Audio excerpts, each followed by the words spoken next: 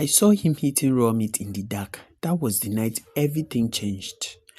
My name is Udofia. I am 27. This happened in Enugu, Nigeria 3 years ago. When I moved into Face Me, I Face You compound after my NYSC. I had just gotten a teaching job at a small private school, and like most young people, just starting out. I couldn't afford much. The compound was old and cracked. The landlord didn't live there. Water was from a well, and power came and went like a thief. I didn't care. The rent was cheap. My room was clean enough. There were 7 other tenants. Most kept to themselves, but one guy stood out. His name was Obi.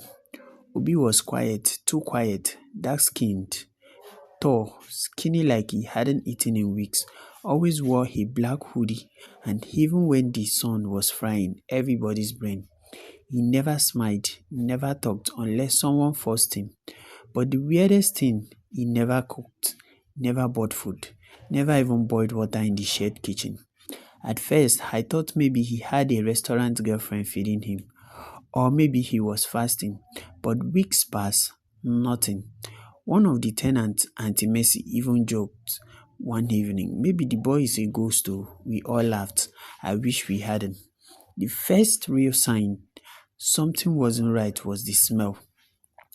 I started noticing it at night, a thick, heavy stench, like something dead, but it would only come across midnight and fade before morning. It wasn't coming from the pit latrine. I checked, it wasn't a rat. We wouldn't even seen it. One night, I followed the smell, it led me to Obi's door. I stood there, heart beating fast. I couldn't knock, I couldn't even breathe. The smell was sharp, sore, like rotten flesh soaked in palm oil. Then I heard chewing, slow, wait, chewing. I left, ran to my room, didn't sleep that night. The next day, I asked around casually. Anyone notice any strange smells at night? Auntie Mercy nodded slowly. Every night. But I thought maybe na your sock. Nobody else said anything.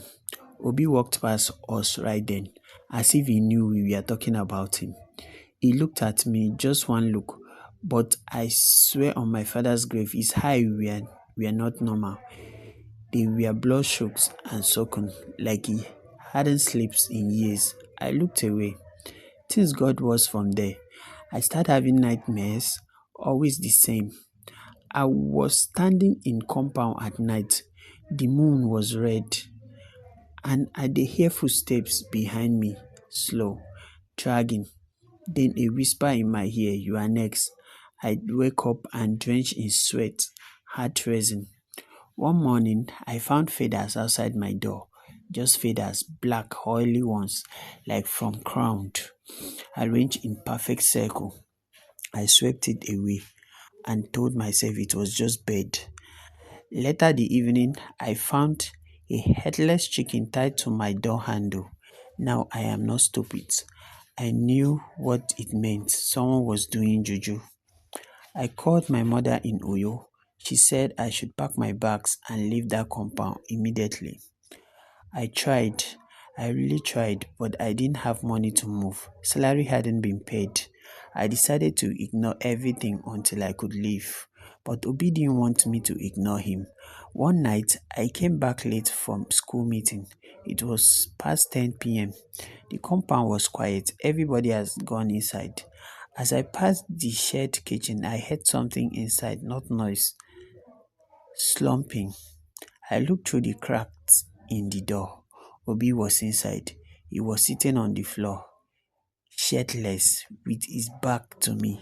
His skin looked different, darker somehow, like something oily was covering it.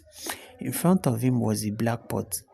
He dipped his hand in and pulled something out. It was red, it was raw, it was meat, and he was eating it. No fire, no plate, just tearing it with his teeth. I stepped back too fast and hit a bucket. The noise made him turn. His head turned. Just the head, not the body, like a lizard. I ran. I ran so fast, I almost left my slippers behind. I didn't sleep in my room that night. I went to stay with one of the teachers from school. She gave me a sofa and told me I looked pale. I didn't tell her anything. I couldn't even explain to myself. The next day, I returned to the compound to pack my things, but Obi was waiting at my door. He smiled at me. It was the first time I had ever seen him smile. His teeth were red. Where you dey go? He asked. I mumbled something about my family emergency.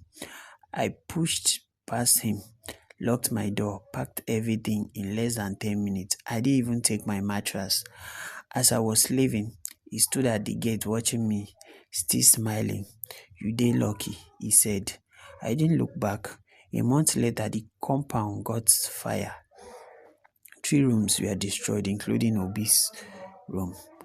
Nobody saw him again. The landlord came to do cleansing with pastors and native doctors. They said the room had things no normal person should keep: blood soaked with rags, feathers, black dolls, bones. The landlord fainted when they pulled human jawbone from a plastic bag under the bed.